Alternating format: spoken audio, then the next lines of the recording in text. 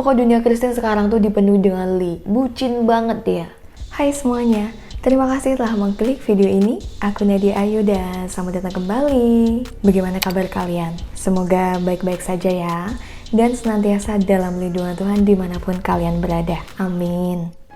Ibarat air susu dibalas dengan air tuba. Kira-kira begitulah peribahasa yang pas untuk menggambarkan kasus yang akan kita bahas kali ini. Persahabatan tiga gadis dari Texas, Tiffany, Rachel, dan Christine, harus berakhir karena salah satu dari mereka berkhianat dan pengkhianatan itu memakan korban jiwa. Seperti apa kisahnya? Langsung aja, yuk kita simak bareng-bareng.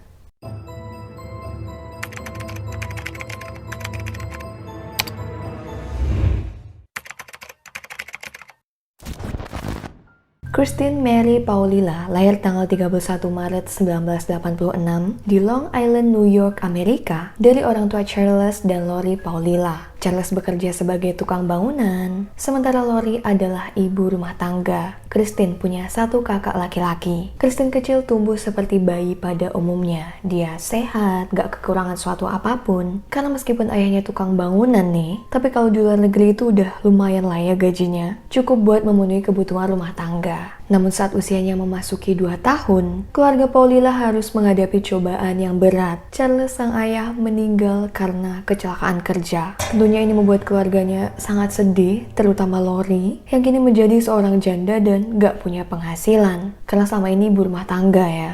Dia pun putus asa. Di tengah masa suram ini, Lori mencari pelarian dengan mengkonsumsi obat-obatan terlarang untuk menghibur diri, yang tentunya malah berdampak buruk bagi kesehatan tubuh dan jiwanya ya. Akhirnya, Lori sampai kehilangan hak asuh atas kedua anaknya karena pengadilan menganggap Lori tidak mampu memenuhi tugasnya sebagai ibu. Udah mah pengangguran, terus kelakuannya kayak begitu. Tentu saja kalau dibiarin akan berdampak buruk bagi kedua anaknya. Dan hukum di sana sangat melindungi hak para anak. Jadi kalau ada orang tua yang tidak kompeten merawat anak, hak asuhnya bisa dicabut dan dilimpahkan ke anggota keluarga lain yang ditunjuk pengadilan. Singkatnya begitu. Nah, dalam kasus Lori ini, pengadilan mengabulkan permohonan nenek untuk memberikan hak asuh Christine beserta si kakak padanya. Ngomong-ngomong, aku gak nemu siapa kakak Christine ini. Dari beberapa sumber yang aku baca, mereka hanya menyebut Christine punya satu kakak cowok. Oke, lanjut.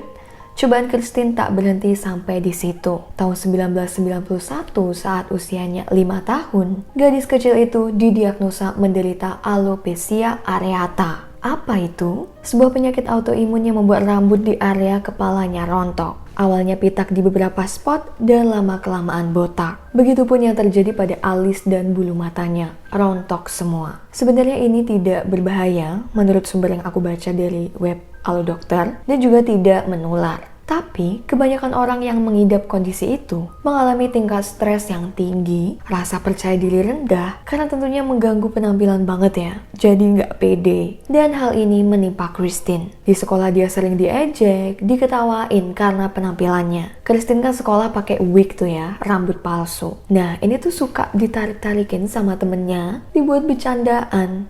Selama sekolah, Christine sangat tertekan, dan hal ini berlangsung hingga dia menginjak SMP. Dia tumbuh besar tanpa rasa percaya diri, serta seringkali menangis saat pulang sekolah. Kasihan banget ya. Toh yang pasti dia juga gak mau punya penyakit seperti itu, tapi teman-temannya pada jahat. Sementara itu, setelah bertahun-tahun mengonsumsi obat terlarang, Lori sang ibu akhirnya bisa lepas dari kecanduannya. Finally, udah kapok juga kayaknya. Hidup bukannya makin membaik, malah makin hancur. Makanya jauhin deh hal yang begitu. Lori akhirnya bertemu dengan pria baru, kemudian menikah, dan dia mendapat hak asuh atas Christine serta kakaknya kembali. Untuk mengawali lembar kehidupan yang baru, pada tahun 2001, Lori, sang suami dan kedua anaknya pindah dari New York ke Clear Lake City di Texas. Waktu itu Christine kelas 1 SMA dan berusia 15 tahun. Christine melanjutkan sekolahnya di SMA Clear Lake. Otomatis pindah ya, kejauhan kalau harus bolak-balik New York. Memasuki sekolah yang baru, Christine sangat cemas. Dan dia terus kepikiran, gimana kalau nasibnya sama aja kayak sebelumnya? Gimana kalau teman-temannya yang baru pada jahat? Tapi di satu sisi, Christine bersyukur akhirnya bisa pindah dari sekolahnya yang lama. Hari berganti minggu, minggu berganti bulan, hingga suatu hari saat dia udah masuk kelas 2 SMA, Christine pulang sekolah dengan muka girang. Dia memberitahu orang tuanya bahwa dia punya 2 teman baru di sekolah, yaitu Rachel Coloroutis dan Tiffany Rowell. Rachel dan Tiffany adalah kakak kelas Christine, beda seangkatan. Keduanya cantik, pintar, dan bisa dibilang adalah murid populer di sekolahan. Baik juga ini berdua. Teman yang lain pada ngejauhin Christine, tapi mereka malah jadiin Christine sahabatnya. Dan ini adalah sebuah surat yang ditulis Tiffany pada kedua sahabatnya, khususnya ditujukan untuk Christine. Yang berbunyi, "Christine, aku sayang kamu. Kamu selalu ada buat aku ketika aku butuh temen. Aku sangat mengapresiasi kebaikanmu." Sweet banget ya. Karena sadar Christine minder dan tidak pede dengan penampilannya, Tiffany dan Rachel memutuskan untuk memakeover Christine. Mereka ngajarin Christine cara pakai make up yang kekinian, sesuai tren anak muda, dan juga ngajak Christine buat belanja baju-baju baru, wig, buat dipakai ke sekolah. Kisah ini ngingetin aku sama salah satu film judulnya Clueless, di mana ada siswi populer yang ngebantu siswi lain buat jadi populer juga kayak mereka. Dan ternyata ada versi aslinya di dunia nyata. Christine menjalani kelas 2 SMA-nya dengan penuh sukacita. Dia jadi lebih percaya diri, jarang nangis lagi. Akhirnya dia bisa ngerasain masa sekolah yang normal. Tapi setelah Rachel dan Tiffany lulus, Christine jadi sendirian lagi di sekolah. Dia nggak punya teman. Dan di kelas 12 itu, Christine mulai pacaran dengan pria 21 tahun, yaitu Christopher Lee Snyder. Christopher adalah pecandu obat terlarang. Chris adalah orang yang problematik, dia arogan, posesif, dan juga pernah terlibat kasus kriminal. Ditambah kurang pantas ya, umur 21 tahun, tapi pacaran sama gadis di bawah umur. Memang perbedaan usianya dengan Christine gak begitu jauh. Tapi kita harus lihat nih, Christine baru berusia 17 tahun. Istilahnya dia belum matang secara psikologis. Masih usia-usia labil, usia mencari jati diri, dan tentunya lingkungan sekitar akan sangat berpengaruh dalam pembentukan karakternya. Nah, Christine malah pacaran sama orang kayak Christopher, seorang pecandu. Namanya kok kebetulan mirip ya, Christine dan Christopher. Aku panggil Christopher pakai nama tengahnya aja ya, Lee, biar gak ketukar-tukar. Dapat pengaruh buruk lah Christine dari Lee. Gak butuh waktu lama setelah pacaran, Lee memperkenalkan dunia gelapnya pada Christine, dan si pacar ikut kecanduan. Aduh, Christine. Kalau kita hidup di lingkungan yang negatif, mengkonsumsi barang negatif, lama-kelamaan perilaku kita juga pasti ikut-ikutan negatif. Semenjak pacaran dengan Lee, Christine jadi berubah. Dia menjauh dari teman dan keluarganya. Pokok dunia Christine sekarang tuh dipenuhi dengan Lee. Bucin banget dia. Christine, si gadis pendiam dan pemalu, kini berubah menjadi gadis arogan dan kasar. Ya, karena pengaruh obat itu tadi juga. Melihat sahabatnya jadi seperti ini, Tiffany dan Rachel gak tinggal diam. Mereka nyuruh Christine untuk ninggalin pacarnya. Udahlah Christine, tinggalin aja itu pacar kamu yang cuma ngasih pengaruh buruk. Yakin deh sama kita, kalau nanti kamu pasti dapat ganti yang lebih baik. Tapi namanya udah terlanjur cinta buta, Christine gak menghiraukan nasihat sahabatnya. Sementara itu, menurut orang tua Lee, Christine lah yang membawa pengaruh buruk bagi anaknya. Bahkan jika Lee nggak sengaja ngelirik cewek lain di jalan, Christine bisa ngamuk-ngamuk kata mereka. Entah yang bener mana, tapi terlepas dari hubungan toksik mereka, keduanya tetap aja pacaran.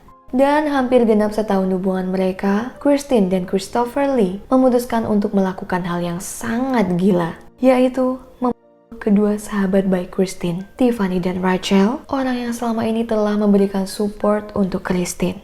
Pada 18 Juli 2003, sekitar siang hari, Rachel sama pacarnya Adelbert Sanchez lagi main ke rumah Tiffany. Di rumah itu juga ada pacarnya Tiffany, yaitu Marcus Presella. Kebetulan Marcus dan Adelbert sepupuan. Jadi 4 orang ini hangout sambil makan-makan. Lalu sekitar jam setengah 4 sore, Christine dan Lee datanglah itu ke tempat mereka. Rachel dan Tiffany awalnya ngira kalau keduanya mau ikut hangout. Namun ternyata Christine dan Lee punya tujuan lain. Saat pasangan itu memasuki ruangan, keduanya langsung mengeluarkan pistol dan semua orang di ruangan. Tiffany, Rachel, dan pacar mereka meninggal di tempat. Setelah tragedi itu, Christine dan Lee pergi dari TKP seolah tak terjadi apa-apa. Dan ketika berita tragedi ini tersebar di TV, di koran, Christine berpura-pura shock acting dia. Kristen menangis histeris di depan orang tuanya. Please, kenapa? Kenapa sahabat-sahabat aku pergi ninggalin aku? Dia pun menolak menghadiri pemakaman keduanya dengan alasan masih gak terima dengan kejadian ini dan gak mau lihat kedua sahabatnya pergi untuk selamanya. Gak ada yang ngira sama sekali jika Kristen lah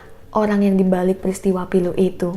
Sekarang kita pasti bertanya-tanya, apa alasan Kristen orang-orang itu? Jadi menurut Dr. Gail Saltz, seorang psikiater yang ditunjuk pengadilan untuk memeriksa kejiwaan Kristen, tapi alasannya ini baru diketahui nanti ya pas Kristen udah ketangkep. Beliau bilang motif Kristen melakukan kejahatan itu karena dia iri atas kehidupan sahabatnya. Tiffany dan Rachel selalu disukai orang-orang, bahkan tanpa mereka harus berusaha. Berbeda dengan Kristen. Udah mah punya kondisi fisik yang bisa dibilang gak seperti orang kebanyakan. Dari kecil diajak di sekolahan dan gak punya temen. Sedih terus hidupnya itu. Dan atas kecemburuan ini, ditambah Lee yang gak terima dengar Tiffany sama Rachel nyuruh Kristen ninggalin dia, maka timbullah perencanaan kejahatan itu. Jadi itu ya motifnya. Inilah kenapa kita harus jauh-jauh dari obat-obatan terlarang. Karena yang ada cuma ngerusak otak, bikin akal sehat nggak jalan. Dan balik lagi ke waktu setelah tragedi pilu itu. Kristen dan Lee tidak meninggalkan jejak atau barang bukti apapun di TKP. Ini membuat polisi cukup kesulitan untuk mengungkap pelakunya. Namun, detektif menduga kuat jika pelakunya punya dendam atau membenci korban. Melihat dari brutalnya dan tak berselang lama setelah peristiwa itu, Lee harus mendekam di penjara karena mencuri mobil. Sedangkan Kristen masuk ke tempat rehabilitasi untuk menghentikan ketergantungan obatnya. Kristen dan Lee pun berpisah. Selama di tempat rehabilitasi, Kristen berkenalan dengan laki-laki baru bernama Justin Roth. Dan setelah diperbolehkan keluar, 4 bulan kemudian mereka menikah. Kristen menggunakan uang senilai 360.000 US dollar peninggalan mendiang ayahnya untuk membeli sebuah apartemen yang akan dia tinggali dengan Justin. Lokasinya masih di sekitar Texas. Untuk sementara waktu, kehidupan Kristen seolah berjalan lancar. Karena memasuki tahun ketiga, polisi belum juga bisa mengungkap siapa kira-kira pelakunya. Hingga suatu hari di tahun 2006, Kristen terkejut melihat fotonya terpampang di surat kabar tengah diburu polisi atas kasus pembunuhan Tiffany dan teman-temannya. Jadi ceritanya, tetangga Tiffany memberikan kesaksian pada polisi kalau di tanggal 18 Juli 2003, dia melihat pasangan cewek cowok menggunakan baju serba hitam masuk ke rumah Tiffany beberapa saat sebelum ada suara pistol. Saat polisi menunjukkan beberapa foto orang yang diketahui mengenal para korban, karena kalau kita ingat, detektif percaya pelakunya mengenal korban, sang saksi langsung menunjuk foto Kristen dan Lee.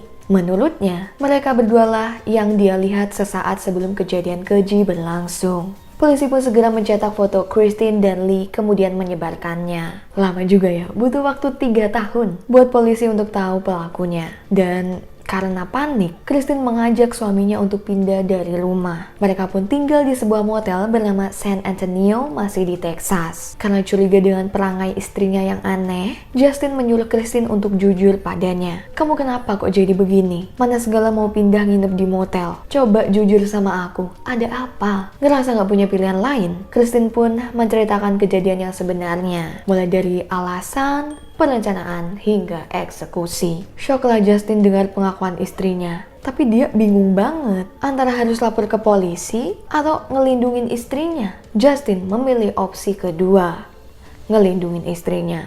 Pasangan suami istri itu tinggal di motel untuk beberapa bulan selanjutnya. Sementara polisi masih terus berusaha menemukan Kristen dan Lee. Hingga pada 19 Juli 2006, polisi akhirnya berhasil menemukan keberadaan Kristen. Polisi pun langsung menyerbu motel tempatnya bersembunyi. Tak sulit untuk menangkap Kristen, karena dia nggak ngelawan sama sekali. Lebih tepatnya dia baru mengonsumsi obat terlarang, jadi posisinya setengah sadar.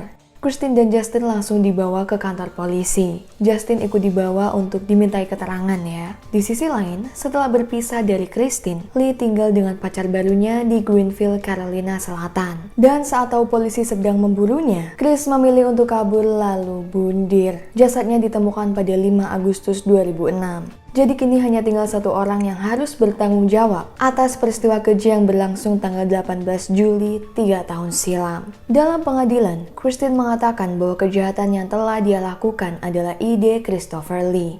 Namun bukti menunjukkan sebaliknya, ditambah dengan kesaksian Justin. Menurut Justin, Christine mengaku padanya jika dia tahu rencana itu sedari awal. Bahkan setelah pergi dari TKP, Christine sempat balik ke rumah Tiffany untuk memastikan bahwa keempatnya sudah meninggal. Pada 13 Oktober 2008, setelah 2 tahun pengadilan berjalan, Christine dijatuhi hukuman penjara seumur hidup di Mountain View Unit di Gatesville, Texas. Sampai saat ini dia masih di sana ya, nanti keluarnya pas udah meninggal. Jadi itu tadi kisah persahabatan yang berakhir pilu. Alasan kejahatannya juga sangat gak masuk akal. Gimana pun juga Tiffany dan Rachel selama ini udah baik sama Christine. Di saat yang lain jahat ke Christine mereka ngebelain, ngajarin dandan, beliin baju, biar Christine gak minder lagi dengan kekurangannya. Namun akhirnya malah seperti itu. Bener-bener ya, kenapa sih orang-orang ini? Kalau menurut kalian, gimana tanggapannya atas kasus ini? Silahkan tulis di kolom komentar ya. Anyway, terima kasih telah menyimak cerita tadi sampai akhir. Jangan lupa subscribe dan klik tombol like-nya. Silahkan tonton video-video yang lain juga ya. Aku Nadia Ayu, stay safe and healthy. Sampai jumpa di video terbaruku selanjutnya.